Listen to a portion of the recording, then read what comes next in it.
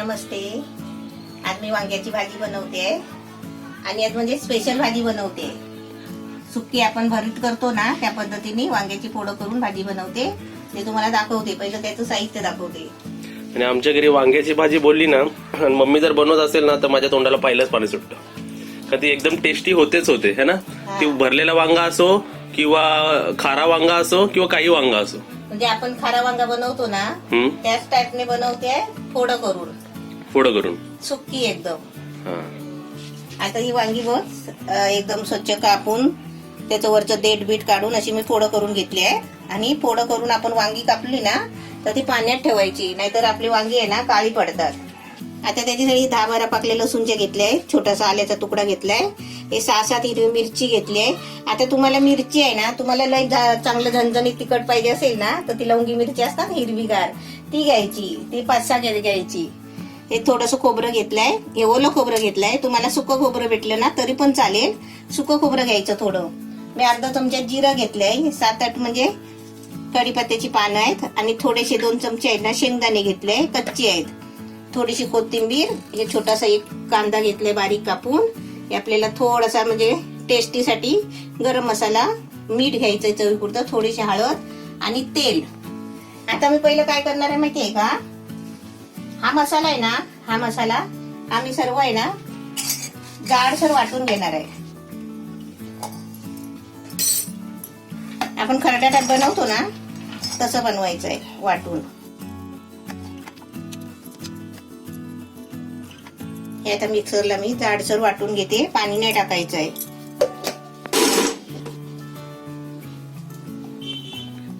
असं जाडसर वाटून घ्यायचं. जरा एकदा फिरवते. पाणी नाही टाकलंय. हे असं जाडसर वाटून घेतलंय. हे ना वाफेवर शिजवायची. आता दुसऱ्या वाटक्यात काढून घेतली.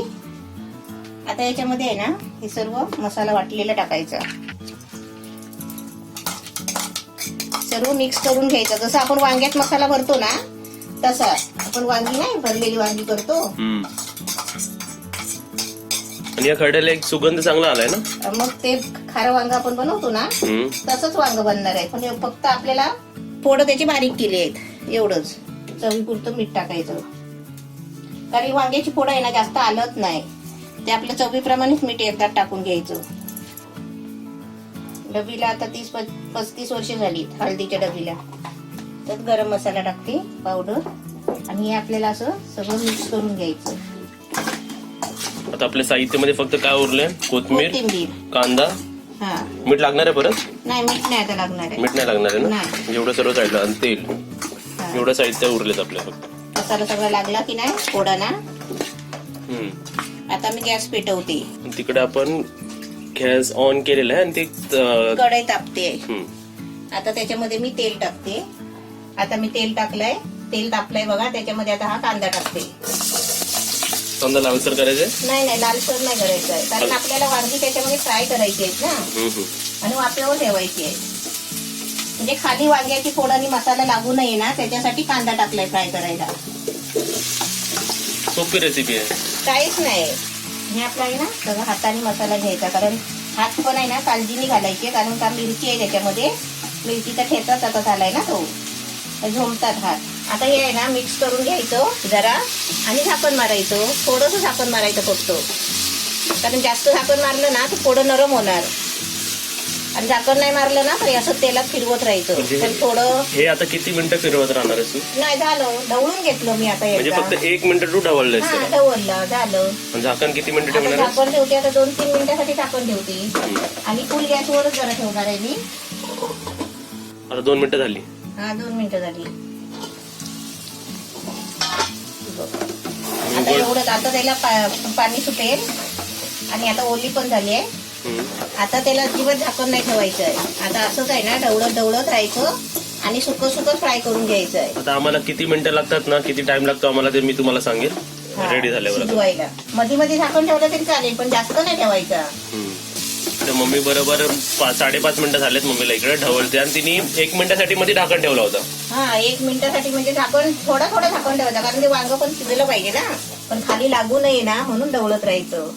त्याला असं ढवळायचं की ते फोड तुटलं नाही पाहिजे. जसं आपण वांग तुटायला देत नाही ना तसं ते फोड पण तुटायला म्हणजे ते नाही पूर्णपणे विरघळलं नाही पाहिजे. नाही.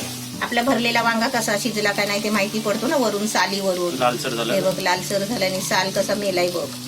असं ते पूर्ण साल आहे ना अशी जरा थोडी तरी ती लाल व्हायला पाहिजे. अजून 5 मिनिटं तरी ढवळणार म्हणजे तू? 5 मिनिटाचं 2-3 मिनिटं ठेवते. ढवळत नाही सारखं राहते मी.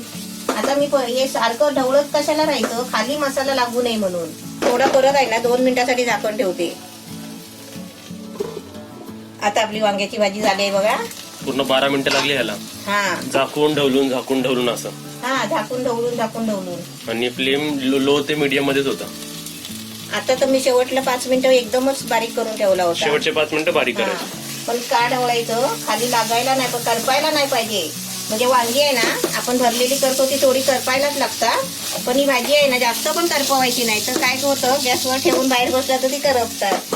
ते छान नाही लागत. आता झाली. आता आपली भाजी झाली. आता कोथिंबीर टाकते आणि तिला भाजी भाकरी खायला देते. आज आमच्या घरी भाजी बरोबर काय आहे तुम्हाला दाखवतो बघा.